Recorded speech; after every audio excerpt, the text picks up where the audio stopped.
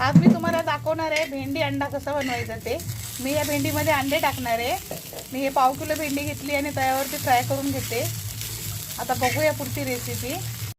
तेल गरम झालेलं आहे, हे 5 पुरण टाकते। थोडंसं कांदा टाकते। आता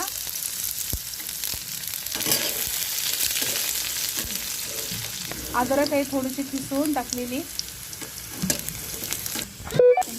कढीपत्ता टाकते थोडासा। एक टमॅटो आहे। हळद टाकली थोडीशी, अर्धा चम्मच। मिरची पावडर 1 चम्मच। हे 2 अंडे टाकणार आहे। अंडे टाकलेले आहेत। थोडंसं मीठ। अंड्याला मिक्स करून घेते। मी फ्राय करून ठेवलेली भेंडी टाकते आणि याला मिक्स करते। हे मिक्स केलेली आहे मी।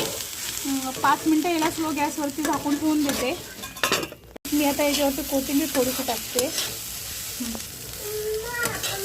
हे बघा माझी भाजी रेडी आहे खाण्यासाठी। आवडली तर शेअर करा, कमेंट करा, अशी रेसिपी करून बघा।